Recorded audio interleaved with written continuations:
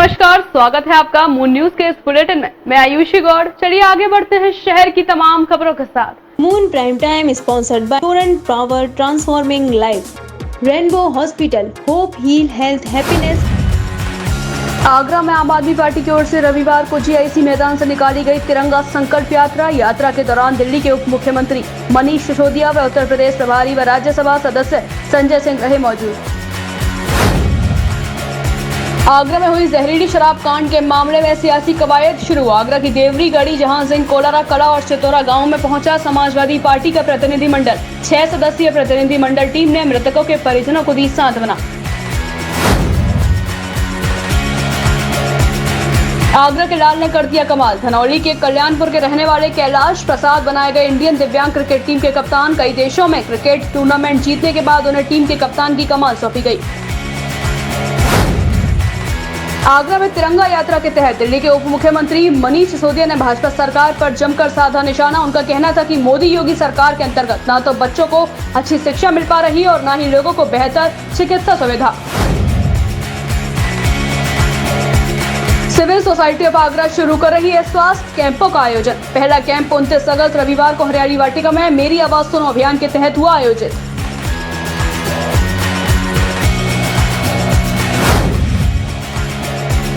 Veteran मैत्री football match में रामानंद एकादश ने राजीव एकादश को किया पराजित। खेल दिवस के अवसर पर वेटरन फुटबॉल एसोसिएशन की ओर से मैत्री फुटबॉल मैच का किया गया आयोजन। इस अवसर पर वरिष्ठ खिलाड़ियों को किया गया सम्मानित।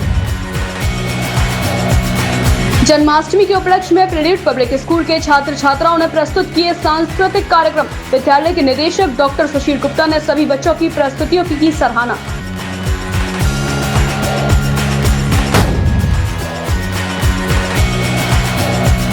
यादव महासभा के प्रदेश अध्यक्ष हुए पत्रकारों से रूबरू। ओबीसी समाज की जाति जनगणना की कही बात। देश भर के साथ प्रदेश भर में महासभा को मजबूत बनाने की कही बात।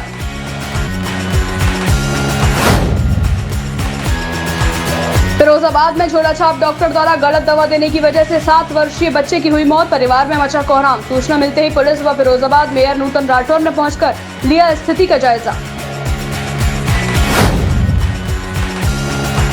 शहजलपुर शिकोहाबाद एक इंटर कॉलेज के शिक्षक राजू सिंह कुशवाहा के निवास पर किया गया सीमा स्मृति कुशवाहा का स्वागत। सीमा स्मृति कुशवाहा का कहना था कि महिलाओं को घर की 4 दीवारी से निकलना होगा बाहर।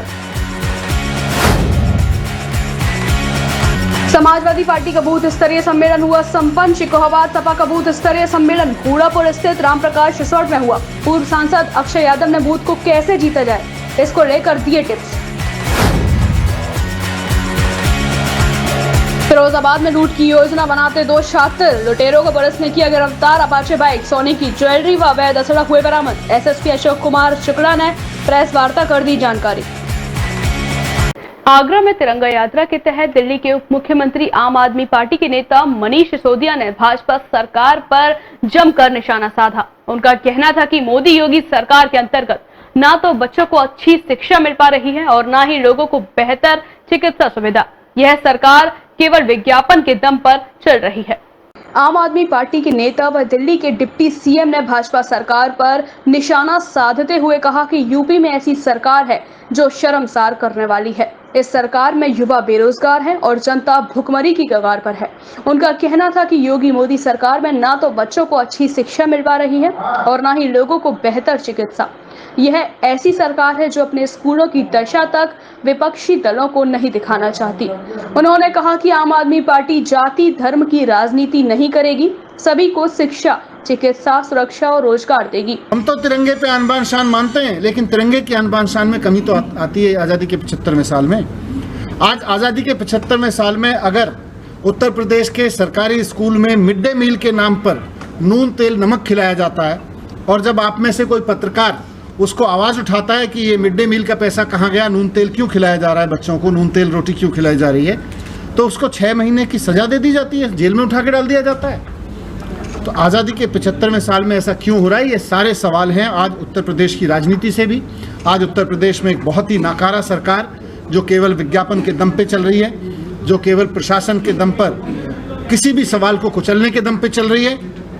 महिलाओं की कोई सुरक्षा नहीं है, युवाओं को कोई सुरक्षा नहीं है, किसानों के लिए कोई सुरक्षा नहीं है, रोजगार नहीं है, वैसी एक सरकार चल रही है। तो वैसी सरकार को बदलने के लिए और साथ साथ तिरंगे की उस आन बान शान जिसके लिए हमारा तिरंगा हकदार है कि इस तिरंगे के नीचे बैठे हर एक बच्चे को अच्छी शिक्षा मिल सके, इस तिरंगे के नीचे बैठे हुई हर महिला को अच्छी सुरक्षा मिल सके, हर किसान को उसकी फसलों का अच्छा दाम मिल सके, इस तिरंगे के नीचे बैठे हर व्यक्ति को अच्छा इलाज मिल सके। इस संकल्प के साथ हम और हमारी पार्टी के लोग, हमारे आम आदमी पार्टी के उत्तर प्रदेश के तमाम कार्यकर्ता तिरंगा संकल्प यात्रा निकाल रहे हैं। उत्तर प्रदेश प्रभारी व राज्यसभा सदस्य संजय सिंह ने कहा कि तिरंगा संकल्प यात्रा के दौरान जनता को मोदी सरकार यानी कि भाजपा सरकार और आम आदमी पार्टी के राष्ट्रवाद के बीच अंतर को समझाया जाएगा। उनका कहना था कि आगरा के बाद नोएडा और अयोध्या में भी तिरंगा संकल्प यात्रा निकाली जाएगी। आगरा में आम आदमी पार्टी की ओर से रविवार को तिरंगा संकल्प यात्रा निकाली गई। यात्रा के दौरान दिल्ली के उप मुख्यमंत्री मनीष सिसोदिया व उत्तर प्रदेश प्रभारी व राज्यसभा सदस्य संजय सिंह मौजूद रहे। यह यात्रा जीआईसी मैदान से शुरू होकर संजय प्रेस स्थित शहीद स्मारक पर शहीदों की प्रतिमा पर माल्यार्पण कर संपन्न हुई। रविवार को तिरंगा संकल्प यात्रा दोपहर 3 बजे से जीआईसी मैदान से शुरू होते हुए पचकैया, राजामंडी, सेंट जॉन्स, हरिपर्वत होते हुए शहीद स्मारक पर आप पार्टी के कार्यकर्ताओं द्वारा शहीदों की प्रतिमा पर माल्यार्पण व भाषणों के साथ संपन्न हुई। हालांकि प्रशासन ने इस रूट पर यात्रा को अनुमति नहीं दी थी, जिसके चलते यात्रा का रूट बदलना पड़ा।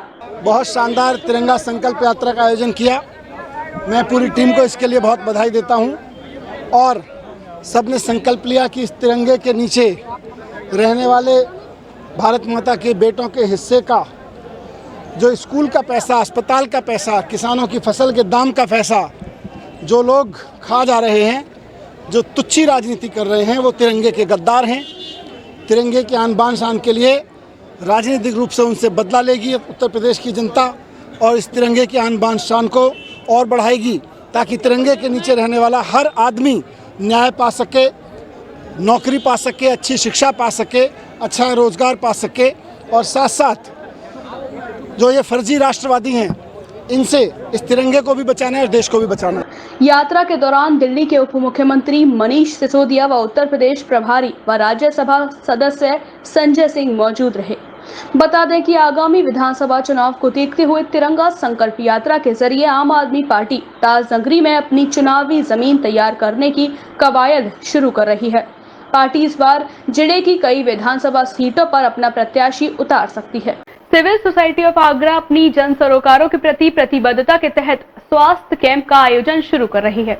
इस दौरान पहला कैंप रविवार को हरियाली वाटिका में मेरी आवाज सुनो अभियान के तहत आयोजित किया गया। सोसाइटी ने सोशल मीडिया पर आगरा की जनता की आवाज को मुखर करने के लिए एक गैर राजनीतिक अभियान मेरी आवाज सुनो शुरू किया हुआ है। इसके माध्यम से सरकार, नगर निगम के समस्त जनता के द्वारा की जाने वाली अपेक्षाओं को मुखरित किया जा रहा है। साथ ही जनप्रतिनिधियों को इन आधारभूत मसलों को सुलझाने और समझने का एहसास करवाए जाने की कोशिश है। प्रसन्नता की बात है कि जनप्रतिनिधि भले ही इस पर अपनी खुली प्रतिक्रिया व्यक्त नहीं कर रहे हैं, किंतु जनता के मिजाज और जरूरतों का आकलन जरूर कर रहे हैं। आम जनता में कोरोना संक्रमण की दूसरी लहर के बाद स्वास्थ्य एवं बीमारियों के उपचार को लेकर ज्यादा गंभीरता बढ़ी है। सरकारी स्वास्थ्य सेवाओं को लेकर तो कुछ भी नहीं कहना, किंतु निजी क्षेत्र के अस्पताल, क्लिनिकों में उपचार करवाना बहुत ज्यादा महंगा हो गया है। दाम चुकाने की क्षमता वाले या फिर चिकित्सकों की उदारता से ही अब इन प्रतिष्ठानों में उपचार संभव है। लोगों को दवाई का तो आगे हम जो बढ़ाएंगे तो वो उसमें दवाई भी फ्री दिलाएंगे।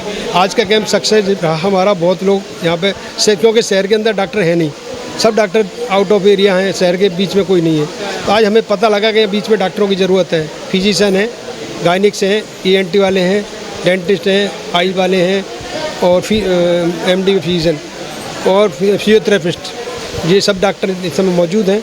आँखों की चश्मे बनाने वाले भी हैं, जांच वाले भी हैं। तो अभी कैंप की हमें पता लगा है आज के इससे कि कैंप की आवश्यकता आगे भी है और सिविल सोसाइटी आगे इसे 75वां राष्ट्रीय स्वतंत्रता दिवस से जोड़ते हुए हम बराबर इस कैंपों को बढ़ाते चले जाएंगे। अभी 75वां साल है इंडिपेंडेंस का, तो सिविल सोसाइटी ऑफ आगरा शहरवासियों के लिए जो भी कुछ कर सकती है वो करेगी। और मेरी आवाज़ सुनो जो हमने मुहिम चला रखी है उसके तहत हमने ये कैंप लगाया है, ये पहला कैंप है। आगे भी हम कैंप लगाएंगे और जो अलग अलग तरीके की बीमारी हैं उस पर पूरा कैंपेन, अवेयरनेस कैंपेन भी हम डॉक्टर्स और पैथोलॉजी सेंटर्स और इन सब से साथ मिलके हम ये सारी कैंपेन चलाएंगे। क्योंकि अभी कोरोना के बाद जो माली स्थिति है लोगों की, जो इकोनॉमिकली वीकर सेक्शन है, जो अपने घर से नहीं निकल पाते, शर्म से बीमारी में रहते हैं, उनके लिए हम ये कैंप मेजरली लगा रहे हैं। बेशक इसे लेकर उनकी अपनी जायज मजबूरियां भी हैं। फिलहाल आम जनता स्तरीय उपचार सेवाओं से दूर है। इसी को पूरा करने में सीमित योगदान के रूप में स्वास्थ्य कैंपों के आयोजन की यह श्रृंखला शुरू की गई। इन कैंपों के फीडबैक के माध्यम से प्रशासन को नागरिकों की जरूरत के बारे में भी अधिक सटीक जानकारियां मिलेंगी, जिनका उपयोग वह अपनी सेवाओं में सुधार या बदलाव में कर सकते हैं। सिविल सोसाइटी की ओर से यह पहल फिलहाल समाज के आर्थिक रूप से कमजोर वर्ग के लिए ही शुरू की गई है। हालांकि अगर अन्य कोई भी हेल्थ कैंप में आता है तो उसे लौटाया नहीं जाएगा। सोसाइटी के द्वारा आगरा महानगर के विभिन्न भागों में हेल्थ कैंप लगवाए जाएंगे। डॉक्टरों के द्वारा इस अभियान में सहयोग में दिलचस्पी प्रदर्शित की गई। कई चिकित्सकों ने तो आर्थिक रूप से कमजोर जरूरतमंदों के ऑपरेशन भी निःशुल्क करने की इच्छा जताई है। सोसाइटी प्रयासों में सहयोगी और उत्साहवर्धन करने वालों का आभार जताती है। आगरा आए अखिल भारतीय यादव महासभा के प्रदेश अध्यक्ष एडवोकेट अशोक यादव ने खंडारी मऊ रोड स्थित समाजसेवी सुबोध यादव के निवास पर प्रेस वार्ता को संबोधित किया। मीडिया से रूबरू होते हुए यादव महासभा के प्रदेश अध्यक्ष एडवोकेट अशोक यादव का कहना था कि यादव महासभा का प्रयास है कि सरकार ओबीसी समाज की जातीय जनगणना कराए। जाति जनगणना से ओबीसी समाज की सभी बिरादरियों का सही आंकलन हो पाएगा कि प्रदेश में ओबीसी समाज की सामाजिक और राजनीतिक कितनी भागीदारी है। आगरा आए अखिल भारतीय यादव महासभा के प्रदेश अध्यक्ष एडवोकेट अशोक यादव ने खंडारी मऊ रोड स्थित समाजसेवी सुबोध यादव के निवास पर मीडिया से रूबरू होते हुए कई सवालों के बेबाकी से जवाब दिए। यादव महासभा के प्रदेश अध्यक्ष एडवोकेट अशोक यादव का कहना था कि यादव महासभा का प्रयास है कि सरकार ओबीसी समाज की जातीय जनगणना कराए। जाति जनगणना से ओबीसी समाज की सभी बिरादरियों का सही आंकलन हो पाएगा कि प्रदेश में ओबीसी समाज की सामाजिक और राजनीतिक कितनी भागीदारी है। अशोक यादव ने पूरे प्रदेश में महासभा के संगठन को मजबूत करने की बात कही। आगरा मेरे आने का कारण सिर्फ संगठन है। मैं संगठन के लिए काम कर रहा हूँ। पूरे प्रदेश के दौरे पर हूँ मैं। उसमें करीब मैं 52 जिलों में उत्तर प्रदेश के घूम चुका। उसमें आगरा में एक बार आया था, लेकिन बहुत जल्दी निकल कर चला गया था। हमारे मित्र हैं पुराने हमारे यादव महासभा के, उनकी वाइफ की डेथ हुई तब आया था, तो लोगों से मुलाकात हुई थी, लेकिन मैं दौरे पर नहीं था। आज मैं आगरा के दौरे पर आया हूँ। पहले तो मैं अपने संगठन से मिला है। आज मेरी मीटिंग है यहीं नज़दीक ही, उसमें सारे संगठन के पदाधिकारी वहाँ सब लोग मिलेंगे मुझे, मैं सबसे परिचय होगा। इसके अलावा हमारा उद्देश्य ये है कि जो कुछ चीज़ें हमारे यहाँ आजकल जातिगत जनगणना के लिए हम लोग प्रयासरत हैं। सरकार ने बिल्कुल मना कर दिया है, भारत सरकार ने, कि हम लोग जातिगत जनगणना नहीं कराएंगे, जनरल जनगणना के। तो हम ये चाहते हैं कि ओबीसी की जातिगत जनगणना होनी चाहिए, ताकि पता लग जाए सभी समाज को हम लोग कितने लोग हैं, कितनी हमारी भागीदारी है, कितनी हमारी सरकार में भागीदारी है, कितने हम लोग जनसंख्या में हैं। इसलिए जातिगत जनगणना पे विशेष हमारी चर्चा है, उसी पे हम लोग जोर दे रहे हैं। एडवोकेट अशोक यादव का कहना था कि वह लगातार प्रदेश का दौरा कर रहे हैं और महासभा के संगठन को मजबूत करने का काम कर रहे हैं। महासभा का प्रयास है तहसील स्तर पर समाज का संगठन न केवल बन सके बल्कि संगठन भी मजबूत हो। इससे समाज की भागीदारी भी बढ़ेगी। सबसे पहला तो हमारा टारगेट जातिगत जनगणना है कि ये हमें किसी भी कीमत पे, किसी भी हद तक जाने पर कराना होगा।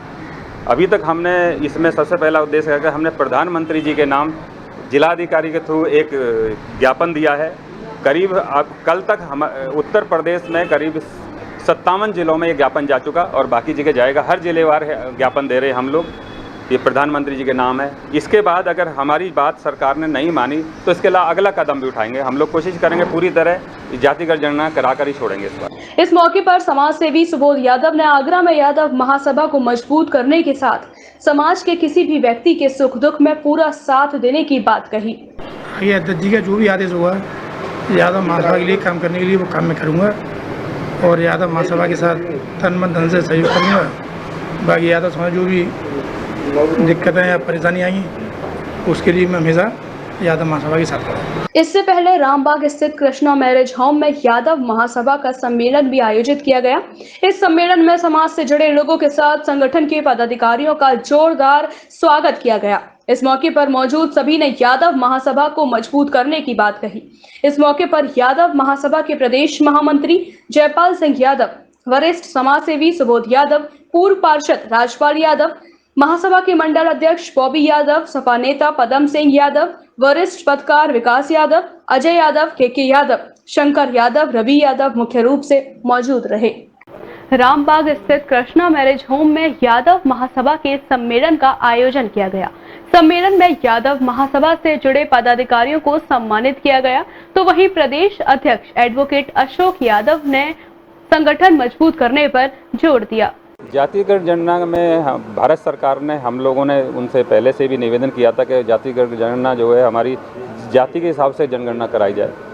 उसके लिए भारत सरकार ने बिल्कुल साफ मना कर दिया पार्लियामेंट में। आदरणीय नित्यानंद जी ने उसमें पार्लियामेंट में बोला कि हम जातिगत जनगणना नहीं कराएंगे, तो हमने उसके लिए संघर्ष शुरू कर दिया। अभी फ़िलहाल हमने उत्तर प्रदेश में और पूरे देश में जातिगत जनगणना के लिए प्रधानमंत्री के नाम डीएम के थ्रू ज्ञापन देना शुरू कर दिया है, जिसमें इसमें उत्तर प्रदेश में करीब 57 जिलों में हम लोग अभी तक ज्ञापन दे चुके हैं। बाकी जिलों में 2-4-1 हफ्ते में हम लोग ज्ञापन दे देंगे। अगर इसके बाद भी सरकार ने कोई हमारी बात पर ध्यान नहीं देगा या सुनी नहीं, तो हम लोग के लिए से संघर्ष बढ़ाएंगे। अखिल भारत यादव महासभा ने अभी जिलाधिकारी स्तर पर सभी को ज्ञापन दिया, जिलाधिकारी को। तो हम सरकार से मांग करते हैं कि जातिगत जनगणना जातिगत आधार पर कराई जाए। अखिल भारतवर्षीय यादव महासभा इसका पुरजोर मांग करती है कि जातिगत जनगणना कराई जाए और सभी इस यादव महासभा के संगठन को मजबूत बनाने के लिए आदरणीय प्रदेश अध्यक्ष जी सभी लोगों से रूबरू परिचय करेंगे और संगठन को मजबूत बनाने के लिए दिशा निर्देश आदरणीय अध्यक्ष जी का होगा, जो हमारा सम्मान होगा। धनौली के कल्याणपुर के रहने वाले कैलाश प्रसाद इंडियन दिव्यांग क्रिकेट टीम के कप्तान बनाए गए। कैलाश प्रसाद दिव्यांग टीम में पिछले 2013 से लगातार टीम का हिस्सा रहे हैं। कैलाश प्रसाद एक अच्छे ऑलराउंडर है। दिव्यांग होने के बावजूद अपनी क्रिकेट प्रतिभा के जरिए दुनिया भर में अपना लोहा मनवा चुके हैं। कई देशों में क्रिकेट टूर्नामेंट जीते के बाद पिछले दिनों उन्हें टीम के कप्तान की कमान सौंपी गई। टीम के कप्तान बनाए जाने पर कैलाश बेहद खुश हैं। इस दौरान हमारे संवाददाता सोनवीर सिंह ने कैलाश प्रसाद से खास बातचीत की। नमस्कार, मून न्यूज़ पर आपका स्वागत है और मैं हूं सोनवीर और मेरे साथ इस वक्त मौजूद हैं इंडियन क्रिकेट दिव्यांग टीम के कप्तान कैलाश प्रसाद। उनसे जानते हैं कि क्रिकेट का सफ़र किस तरीके से उन्होंने तय किया है और आगरा से निकलकर देश का नेतृत्व कर रहे दिव्यांग टीम का कैलाश प्रसाद क्या कुछ बोले हैं क्रिकेट टीम को लेकर। कैलाश जी, किस तरीके से आपने क्रिकेट की शुरुआत करी, क्या कुछ रहा, क्या दिक्कतें आई इस बीच? आपने जब क्रिकेट खेलना शुरू किया तो कहाँ से किया, कैसे प्लेटफॉर्म मिला आपको यहाँ तक जाने के लिए? पहले तो आपको नमस्कार मेरा, और मैं कैलाश प्रसाद, मेरा गांव कल्याणपुर है, धनौली क्षेत्र में पड़ता है। मेरी जो क्रिकेट की शुरुआत हुई थी 2003 में शुरुआत हुई थी।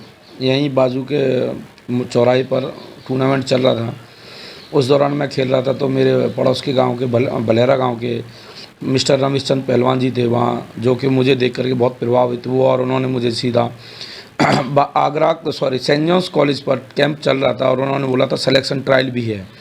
तो मैं 2003 में जा कर के वहाँ पर ट्रायल दिया और मेरा आगरा के लिए सिलेक्शन हो गया। ये तो मेरी शुरुआत थी धीरे धीरे करके। फिर 2004 में मेरा यूपी के लिए सिलेक्शन हुआ। फिर मैं गया खेलने के लिए दिल्ली में। हमें पहला मैच नहीं मिला था खेलने को, बड़ा नर्वस हुए क्योंकि उस समय शुरुआत थी क्रिकेट की और हम लोगों को वही आदत थी कि अगर जैसे गांव में खेलते हैं, अगर हमारा नंबर नहीं आता है तो बहुत सारी चीज़ें होती हैं, उमड़ती हैं, गुस्सा आता है। तो लेकिन वहाँ जा कर के हमने देखा ना, इतनी सारी फैसिलिटीज़ और इतना सारा डिसिप्लिन सबसे मस्ट चीज़ यही है कि डिसिप्लिन में रहोगे तभी आपके अच्छा काम चलता जाएगा। कैलाश जी, इससे पहले आप कहाँ खेले हैं? देश की अगर बात करी जाए, आपने नेतृत्व किया, आज आप कप्तान हैं दिव्यांग क्रिकेट टीम के, और कहाँ खेले हैं इससे पहले? किस तरीके के टूर्नामेंट हुए, क्या कुछ हुआ? मेरी शुरुआत जैसे कि अभी बताया था 2003 में मैं तो कंटिन्यू खेल रहा था उस समय, लेकिन मेरा जो सिलेक्शन हुआ था टीम इंडिया के लिए वो 2013 में हुआ था पाकिस्तान के लिए। लेकिन पाकिस्तान हमारी किस्मत में नहीं था जाना, क्योंकि जो अभी 13 में 9 जनवरी को बॉर्डर पे हुआ था। अपने मथुरा के ही थे फौजी स्वर्गीय श्री हेमराज जी, उनका गला पाकिस्तानी फौजियों ने गला काटा और वहीं पर पूरे रिश्ते ख़राब हो गए और अपनी टीम इंडिया नहीं जा सकी। मेरा पहला दौरा पाकिस्तान का था लेकिन नहीं जा पाए।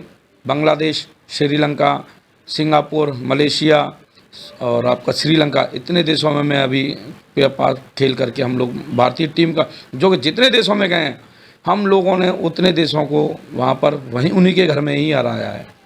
अभी हमें तक कहीं से भी कोई भी अगर ये पूछा जाए कि लेटेस्ट मुकाबला आपका किसके साथ होना है, कहाँ कोई टूर्नामेंट होना है, किस तरीके की तैयारी है उसको लेकर के, कहाँ क्या जाना?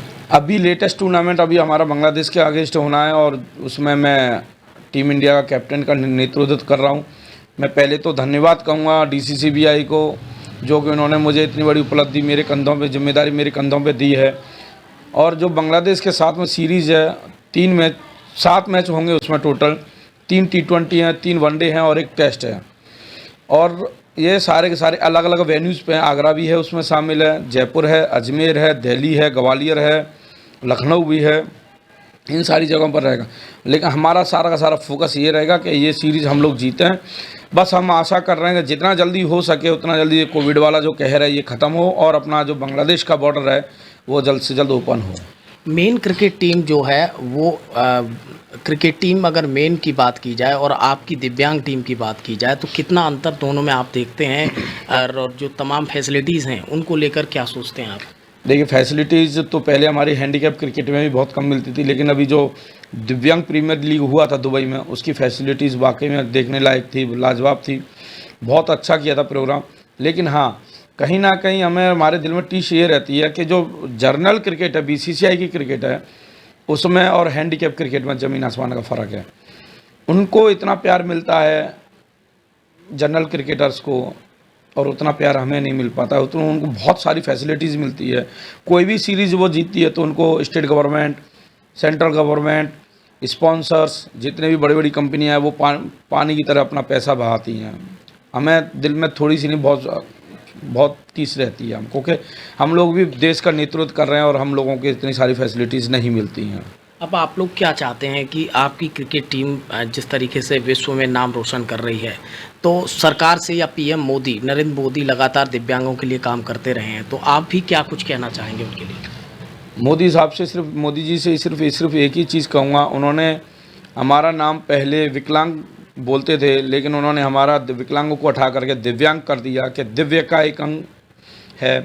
लेकिन हम इन चीज़ों से लेकर के मोदी साहब, हमारा घर नहीं चलता है। हम चाहते हैं कि हमें भी कोई ऐसा प्लेटफॉर्म मिले क्रिकेट के माध्यम से और हमें कोई ऐसी रोज़गार मिले कि हम आराम से अपना फैमिली को सही ढंग से जो सारी चीज़ चलती हैं वो हमने अपनी फैमिली जीवन अपना व्यापन कर सकें। कैलाश जी, अब क्या करते हैं आप? आगरा में रहते हैं, एक गांव में रहते हैं, उसके साथ साथ अगर परिवार भी आपका 3 बच्ची हैं जैसा आपने बताया, तो उनके लिए क्या कुछ व्यवस्था है आपके पास? अब आप लोग क्या चाहते हैं कि आपकी क्रिकेट टीम जिस तरीके से विश्व में नाम रोशन कर रही है, तो सरकार से या PM मोदी, नरेंद्र मोदी लगातार दिव्यांगों के लिए काम करते रहे हैं, तो आप भी क्या कुछ कहना चाहेंगे उनके लिए? मोदी साहब से मोदी जी से सिर्फ एक ही चीज़ कहूँगा। उन्होंने हमारा नाम पहले विकलांग बोलते थे, लेकिन उन्होंने हमारा विकलांगों को हटा करके दिव्यांग कर दिया कि दिव्य का एक अंग है। लेकिन हम इन चीज़ों से लेकर के मोदी साहब, हमारा घर नहीं चलता है। हम चाहते हैं कि हमें भी कोई ऐसा प्लेटफॉर्म मिले क्रिकेट के माध्यम से और हमें कोई ऐसी रोज़गार मिले कि हम आराम से अपना फैमिली को सही ढंग से जो सारी चीज़ चलती हैं वो हमने अपनी फैमिली जीवन अपना व्यापन कर सकें। कैलाश जी, अब क्या करते हैं आप? आगरा में रहते हैं, एक गांव में रहते हैं, उसके साथ साथ अगर परिवार भी आपका 3 बच्ची हैं जैसा आपने बताया, तो उनके लिए क्या कुछ व्यवस्था है आपके पास? मैं सिर्फ छोटी सी जॉब करता हूँ एयरफोर्स में। मुझे सिर्फ सैलरी वैली ज़्यादा नहीं है, सैलरी कम मिलती है, लेकिन यह है कि मेरे फादर हैं सेंट्रल गवर्नमेंट ऑफ इंडिया के MES में हैं। अभी वैसे मैंने अभी बच्चों के लिए कुछ भी जमा पूंजी नहीं की हुई है। मेरा सिर्फ फोकस जो नेक्स्ट DPL का है उस पर फोकस है, क्योंकि वो समय हमारा जीवन वहीं से चेंजेस आ जाएगा। मुझे पता है कि अगला सीज़न जो है बहुत धमाकेदार होगा और उसमें अच्छा खासा फंड प्लेयर्स को मिलेगा। डीपीएल के बारे में थोड़ा सा बताइए दर्शकों को। डीपीएल असल में किस तरीके का क्रिकेट प्रीमियर लीग है? जैसा कि आप आईपीएल को देखते हैं, उसमें 8 टीमें रहती हैं, सारा जो फॉर्मेट है सेम टू सेम आईपीएल जैसा ही है। अभी जो 6 टीमें थी, चेन्नई थी, गुजरात थी, राजस्थान थी, दिल्ली थी और आपकी कोलकाता थी और मुंबई थी। तो उसमें से चेन्नई सुपरस्टार विन हुआ था, उसमें मैंने पार्टिसिपेट किया था, उसमें man of the match series रहा था और वो मेरे लिए बहुत अच्छा टूर्नामेंट गुजरा था मेरे लिए और मैं ऐसा चाहता हूँ कि वो कंटिन्यू ऐसे ही चलता रहे। अब 6 टीमें थी पहले, अभी नेक्स्ट सीजन से जो फरवरी में स्टार्ट होना, उसमें 2 टीमें और बढ़ रही हैं। अभी उनका नाम तो सर ने मुझे बताया नहीं है, 2 टीमें और बढ़ रही हैं, उसमें अभी 8 टीमें हो जाएंगी। जो जैसा कि सेम आईपीएल फॉर्मेट है, वही फॉर्मेट ये है। उसमें भी 4 विदेशी प्लेइंग खेलते हैं, इसमें भी 4 विदेशी, 5 विदेशी प्लेयर रहेंगे। आप जिस तरीके से क्रिकेट में आए और इंडियन क्रिकेट टीम के कप्तान भी बने हैं, दिव्यांग कुछ हैं जो कि गांव में रहते हैं और देहात में रहते हैं, उन्हें कुछ योजनाओं के बारे में पता नहीं होता, असल में क्रिकेट टीम के बारे में उन लोगों को नहीं पता, तो आप उनके लिए क्या कहना चाहेंगे? क्रिकेटर अच्छे हैं लेकिन वो अभी ज़मीन पर ही हैं। अभी लास्ट 18 तारीख से क्या कंटिन्यू मेरे पास तो बहुत फ़ोन आते हैं और लास्ट 18 तारीख से इतने प्लेयरों के फ़ोन और बढ़ रही हैं, उसमें अभी 8 टीमें हो जाएंगी। जो जैसा कि सेम आईपीएल फॉर्मेट है, वही फॉर्मेट ये है। उसमें भी 4 विदेशी प्लेइंग खेलते हैं, इसमें भी 4 विदेशी, 5 विदेशी प्लेयर रहेंगे। आप जिस तरीके से क्रिकेट में आए और इंडियन क्रिकेट टीम के कप्तान भी बने हैं, दिव्यांग कुछ हैं जो कि गांव में रहते हैं और देहात में रहते हैं, उन्हें कुछ योजनाओं के बारे में पता नहीं होता, असल में क्रिकेट टीम के बारे में उन लोगों को नहीं पता, तो आप उनके लिए क्या कहना चाहेंगे? क्रिकेटर अच्छे हैं लेकिन वो अभी ज़मीन पर ही हैं। अभी लास्ट 18 तारीख से क्या कंटिन्यू मेरे पास तो बहुत फ़ोन आते हैं और लास्ट 18 तारीख से इतने प्लेयरों के फ़ोन आ रहे हैं जो कि मुझे अपने घर पर इनवाइट करना चाहते हैं, वो सिर्फ़ और सिर्फ इसलिए कि मैं उनका आइडल हूँ। अभी एक बंदे का फ़ोन आया था आज मॉर्निंग में ही मुगल सराय से, वो बंदा रो रहा था कि बोला सर मैं आपसे मिलना चाहता हूँ, मैं आपका बहुत बड़ा फ़ैन हूँ। तो वो भी हैंडीकैप है वो चाहता है कि मैं अच्छी लेवल पे पहुँचूँ। तो मैंने उसको सारा रास्ता बता दिया है कि बहुत जल्द वो मेरे पास आगरा आने वाला है और मैं उसको अच्छी सारी चीज़ें फैसिलिटी मुहैया करा करके मैं उसको यहीं पर कैंप में डालूँगा। और भी कई सारे प्लेयर्स हैं जो कि गुमनामी के ज़िंदगी जी रहे हैं, अपना क्रिकेट खेल रहे हैं। मैं उनसे सबसे गुजारिश करूँगा कि आप अपनी क्रिकेट को गाँव तक सीमित न रखें। अगर आपको कैसे भी जैसे भी पता चलता है वो तुरंत से तुरंत कांटेक्ट कीजिए, बोर्ड को कांटेक्ट कीजिए। बोर्ड को नहीं हो रहा तो आपको धीरे धीरे बोलते हैं ना कि अगर बड़ा लेवल लेना है तो पहले एक सीढ़ी से दूसरी सीढ़ी पर चढ़ना होता है। तो ऐसे ही आप किसी से धीरे धीरे करके बात करके देखिए, 100% आपको कहीं ना कहीं वो ऐसा चीज़ मिल जाएगी जो कि आपको अच्छी लेवल तक लेके जाएगा। आपकी दिव्यांग क्रिकेट टीम को बीसीसीआई भारतीय क्रिकेट बोर्ड की तरफ से कोई मदद मिलती है या फिर किसी भी तरीके से बीसीसीआई के अंडर में आप लोगों की टीम आती है, तो क्या कुछ है उसमें? नहीं, अभी बीसीसीआई की तरफ से कोई भी मदद नहीं है। सेम बीसीसीआई जैसे एक बोर्ड है ऐसे ही हमारा एक बोर्ड है, बीसीसीआई के नाम पर ही हमारा बोर्ड है। इधर बीसीसीआई है, बी लगती है, हमारा डीसीसी है, दिव्यांग क्रिकेट कंट्रोल ऑफ इंडिया। हमने बहुत सारी कोशिशें की थी, हमारा सारी फाइलें बीसीसीआई में लगी हुई हैं, लेकिन अभी तक हम वहाँ से कोई भी रिस्पांस नहीं मिला है। अभी जो सौरव गांगुली जी हैं, प्रेसिडेंट हैं बीसीसीआई के, उनसे हमारी गुजारिश है और उनसे कई सारी चीज़ें फैसिलिटीज़ को लेकर कई सारी चीज़ें चल भी रही हैं। तो हम लोग यही गुजारिश करेंगे कि सौरव गांगुली जी एक अच्छे प्लेयर भी रहे हैं और अच्छे नेचर के भी इंसान हैं, तो हम चाहेंगे कि कुछ ना कुछ दिव्यांगों के लिए सोचा जाए। तो ये थे मेरे साथ कैलाश प्रसाद जो कि इंडियन क्रिकेट टीम का नेतृत्व कर रहे हैं, दिव्यांग क्रिकेट टीम के कप्तान हैं, और इन्होंने बताया किस तरीके से क्रिकेट का सफ़र रहा, आज तक इन्होंने किस तरीके से क्रिकेट खेली है और क्या कुछ परेशानियों का सामना किया है। अपने साथी योगेंद्र चौधरी के साथ सोनवीर, मून न्यूज, आगरा। फिलहाल वक्त तो चला है एक छोटे से ब्रेक का। ब्रेक के बाद होगी फिर आपसे मुलाकात।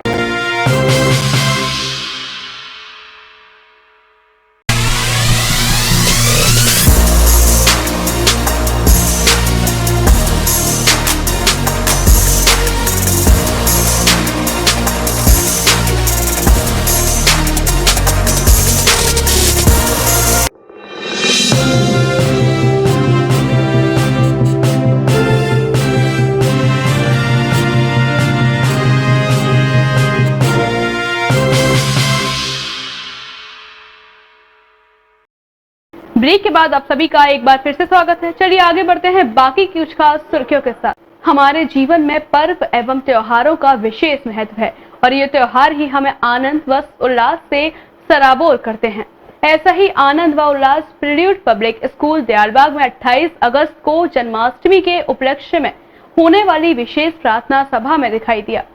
कार्यक्रम का शुभारंभ कक्षा 7 की अक्षिता सिंह तथा अर्शिया मखीजा द्वारा सभी का स्वागत एवं अभिनंदन के साथ किया गया। सर्वप्रथम उदय शालिनी फेलोशिप प्रोग्राम के managing trustee doctor Kiran Modi, chief operating officer Arun Talwar, associate director Mohammad Fahim Khan, regional manager Ashish Singh तथा विद्यालय के निदेशक डॉक्टर सुशील गुप्ता, श्याम बंसल एवं प्राचार्य याचना चावला द्वारा भगवान श्री कृष्ण की प्रतिमा पर माल्यार्पण किया गया।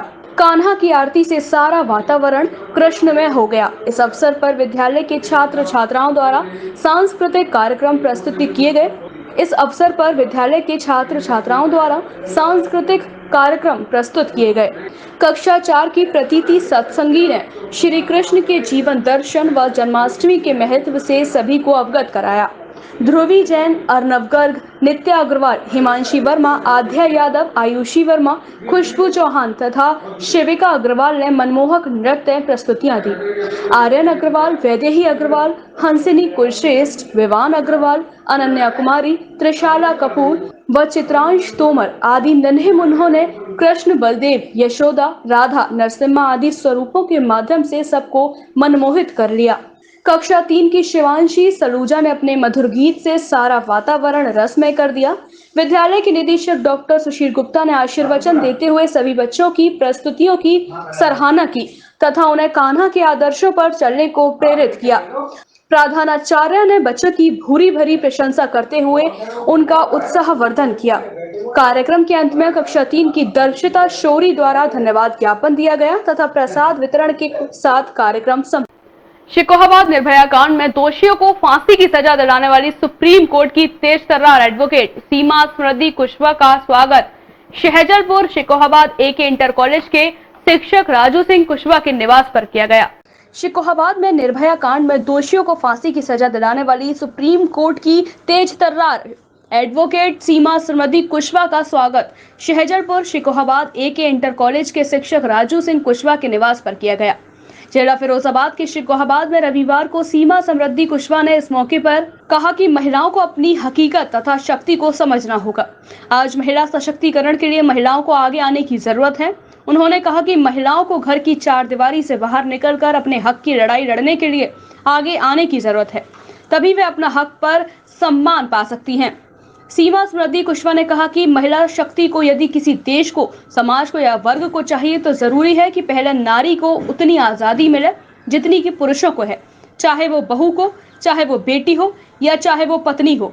उन्होंने कहा कि आज आप लोग जिस बेटी का सम्मान कर रहे हो उस बेटी ने यानी उन्होंने जिद करके घर की चारदीवारी से बाहर निकलकर अपनी स्वतंत्रता की बात कही। उतनी ही आज़ादी मिले जितनी पुरुषों को है, चाहे हमारे घर की बेटियां हो, चाहे हमारी पत्नी हो, चाहे हमारी बहन हो, क्योंकि आज अगर आप लोग सीमा का सम्मान कर रहे हैं तो इस बेटी ने जिद की, बाहर निकली, उसने अपनी स्वतंत्रता के साथ बाहर निकली, तब वो अपने आप को प्रूव कर पाई।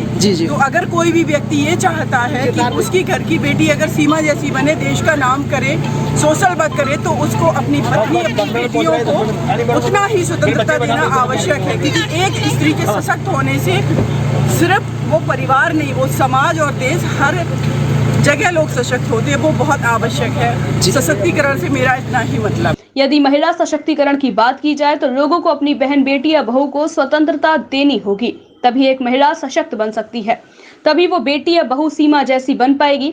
उन्होंने कहा कि एक महिला के सशक्त होने से एक वो महिला ही सशक्त नहीं होती, बल्कि वो परिवार, वो समाज तथा एक देश मजबूत बनता है। इसलिए वो लोगों से कहना चाहती हैं कि महिलाओं को स्वतंत्रता दें, तभी हमारा देश सशक्त होगा। इस मौके पर स्नेहलता कुशवाहा, विशाल कुशवाहा, नवनीत कुशवाहा, रामजी लाल, अमित कुमार, भूपेंद्र, अर्जित, केदार सिंह, संतोष कुमार कुशवाहा एडवोकेट, केशव कुशवाहा एडवोकेट, धर्मेंद्र, मानवेंद्र कुशवाहा आदि ग्रामवासी मौजूद रहे। फिरोजाबाद में लूट की योजना बना रहे 2 शातिर लुटेरों को पुलिस ने किया गिरफ्तार। वहीं थाना रामगढ़ क्षेत्र से विगत दिनों लूटी गई अपाचे मोटरसाइकिल व सोने की ज्वेलरी व अवैध असला हुए बरामद। एसएसपी अशोक कुमार शुक्ला ने प्रेस वार्ता कर दी जानकारी। बता दें घटना उत्तर प्रदेश फिरोजाबाद जनपद की विगत 6 जुलाई की है, जहां अपाचे मोटरसाइकिल सवार नव दंपत्ति से ससुराल जाते समय 4 अज्ञात बदमाशों ने चनोरा पुल के पास रोककर मोटरसाइकिल, मोबाइल फोन व सोने चांदी के जेवरात लूट लिए थे, जिसके संबंध में थाना रामगढ़ पर धारा 392 भादवी पंजीकृत किया गया तथा उक्त घटना की सूचना पर वरिष्ठ पुलिस अधीक्षक जनपद फिरोजाबाद द्वारा घटना स्थल का निरीक्षण किया गया, जिसके बाद NH2 रोड पर हुई इस दुस्साहसिक वारदात को चैलेंज के रूप में लेते हुए पुलिस अधीक्षक नगर के निर्देशन में क्षेत्राधिकारी नगर फिरोजाबाद के नेतृत्व में थाना रामगढ़ व सर्विलांस टीम को घटना के सफल अनावरण हेतु निर्देशित किया गया था। तो इस तरह से दोनों मुलजिम पकड़े गए, 2 अभी बाकी हैं, उनको भी पकड़ेंगे और उनकी भी एक मोटरसाइकिल ले आएंगे जिस मोटरसाइकिल उन्होंने लूट किया था। इस तरह से इस टीम ने, एसओजी की टीम विक्रांत और उनकी टीम और रामगढ़ इंस्पेक्टर हरविंदर मिश्रा, हमारी टीम ने ये बहुत एक्यूरेट खोला है, वादी संतुष्ट है, वही सामान बरामद है। इसको मैं एक बड़ी सफलता मानता हूँ पुलिस की, और हमारी तरफ से इनाम तो कुछ नहीं, साधुवाद है टीम को। और सर, ये अपराधी पढ़ा लिखा भी है क्या इसमें? दोनों बाकी पकड़ जाएंगे तो इनाम दिया जाएगा टीम को। हाँ, ये पढ़ा लिखा है, कोई यूनिवर्सिटी बता रहा है, JS कौन यूनिवर्सिटी है, वहाँ से BSc AG का छात्र है, पढ़ा लिखा है, और दिल्ली से लॉकडाउन में चलाया था। जो भी हो, ये कोई बात नहीं होती है, लूट करने की अनुमति किसी को नहीं है, चाहे बेरोजगार हो, चाहे वो कर्जे में डूबा हो, चाहे परेशान हो, ये कोई बात नहीं होती है। ये सब अपराधी हैं, इनके खिलाफ कार्रवाई की जाएगी। तभी से पुलिस आरोपियों को पकड़ने के लिए लगातार दबिश दे रही थी। वहीं पुलिस को दिनांक 28 अगस्त को मुखबिर की सूचना मिली कि एक शातिर लुटेरों का गैंग CNG पेट्रोल पंप पर चनोरा के सामने रायपुरा रोड कूड़ा घर के पास किसी लूट डकैती की योजना बनाने के लिए एकत्रित हुआ है, जिस पर पुलिस ने घेराबंदी कर कार्यवाही करते हुए बदमाशों से मुठभेड़ होते हुए 2 बदमाशों को गिरफ्तार कर लिया। वहीं अन्य बदमाश अंधेरे का फायदा उठाकर मौके से फरार हो गए।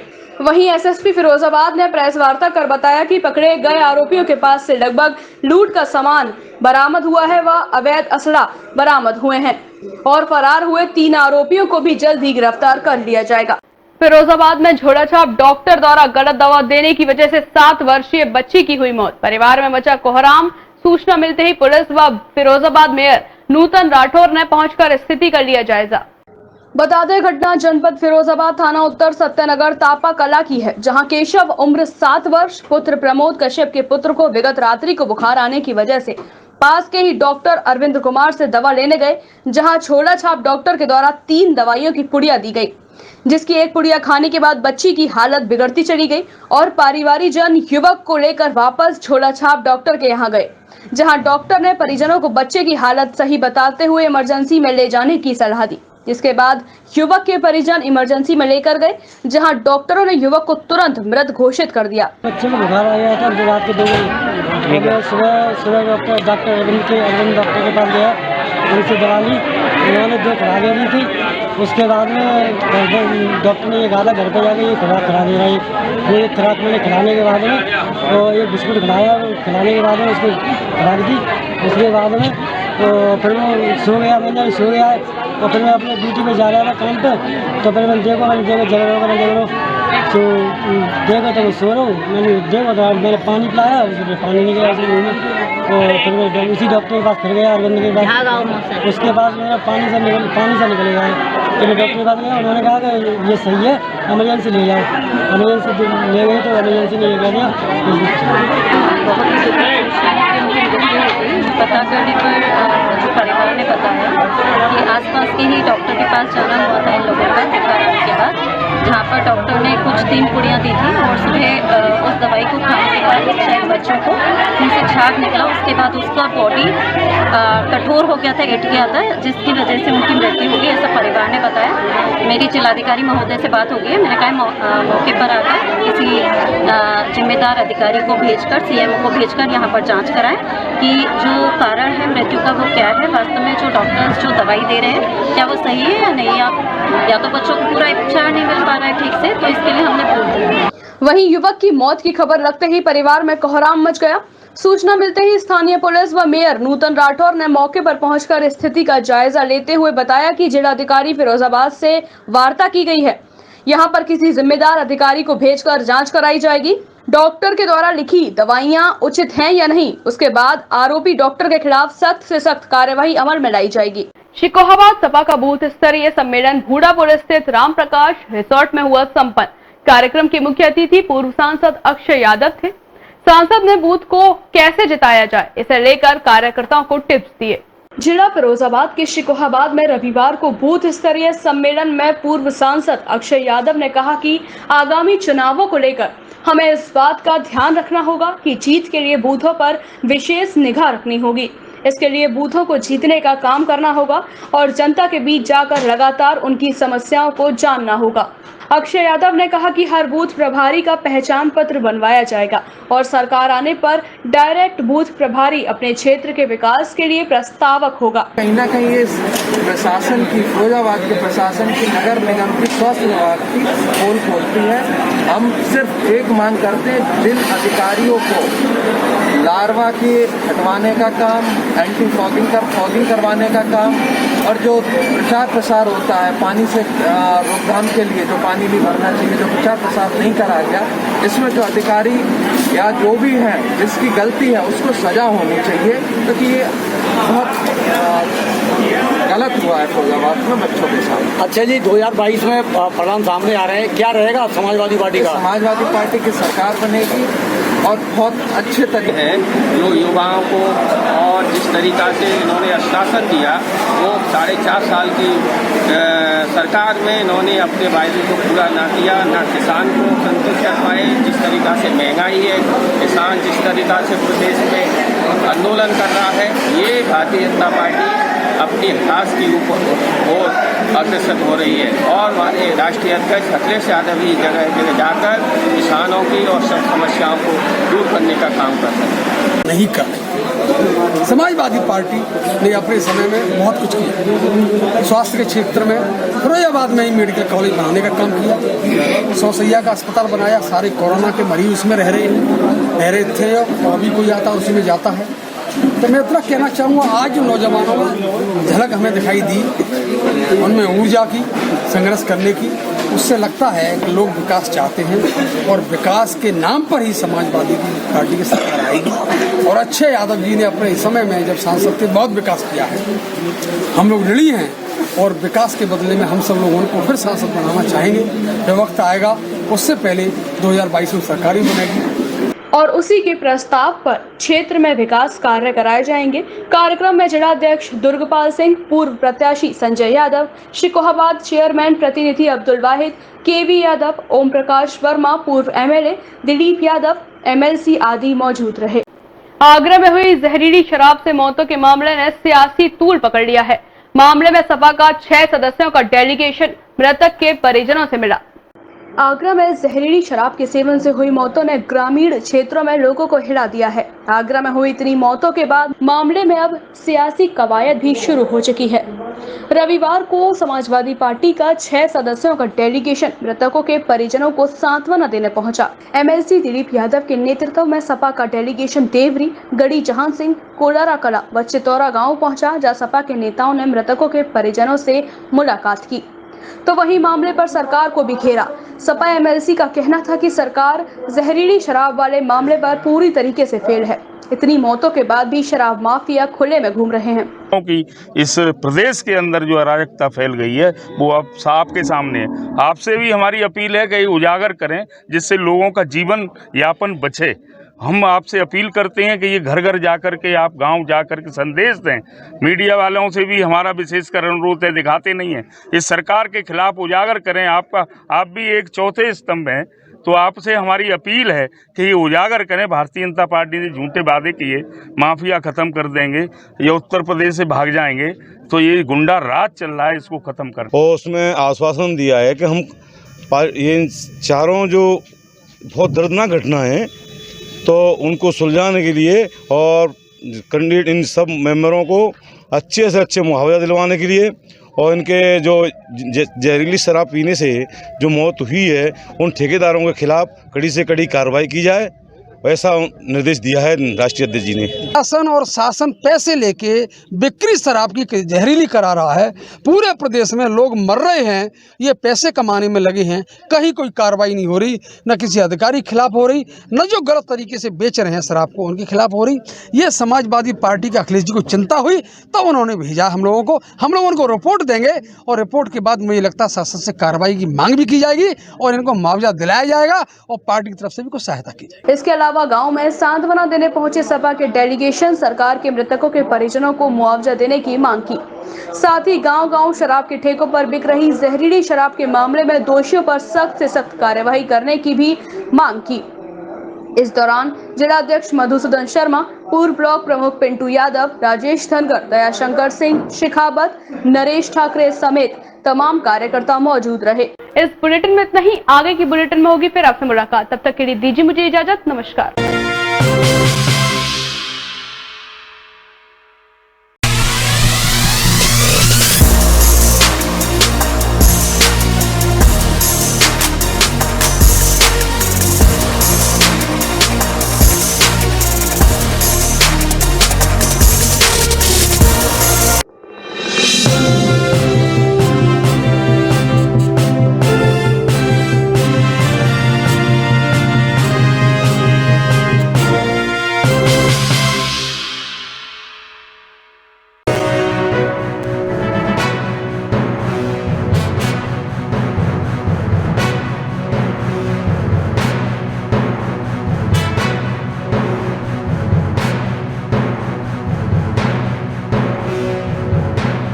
नमस्कार, स्वागत है आपका मून न्यूज के इस बुलेटिन में। मैं आयुषी गौड़। चलिए आगे बढ़ते हैं शहर की तमाम खबरों के साथ। Moon prime time sponsored by Torrent Power transforming life, Rainbow Hospital, hope heal health happiness.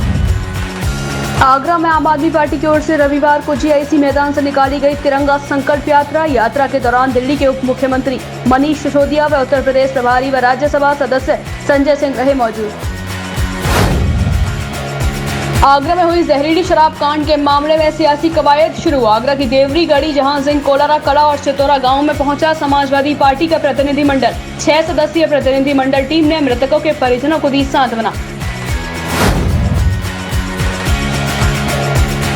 Agra के लाल ने कर दिया कमाल। धनौली के कल्याणपुर के रहने वाले कैलाश प्रसाद बनाए गए इंडियन दिव्यांग क्रिकेट टीम के कप्तान। कई देशों में क्रिकेट टूर्नामेंट जीतने के बाद उन्हें टीम के कप्तान की कमान सौंपी गई। आगरा में तिरंगा यात्रा के तहत दिल्ली के उप मुख्यमंत्री मनीष सिसोदिया ने भाजपा सरकार पर जमकर साधा निशाना। उनका कहना था कि मोदी योगी सरकार के अंतर्गत ना तो बच्चों को अच्छी शिक्षा मिल पा रही और ना ही लोगों को बेहतर चिकित्सा सुविधा। सिविल सोसाइटी ऑफ आगरा शुरू कर रही है स्वास्थ्य कैंपों का आयोजन। पहला कैंप 29 अगस्त रविवार को हरियाली वाटिका में मेरी आवाज सुनो अभियान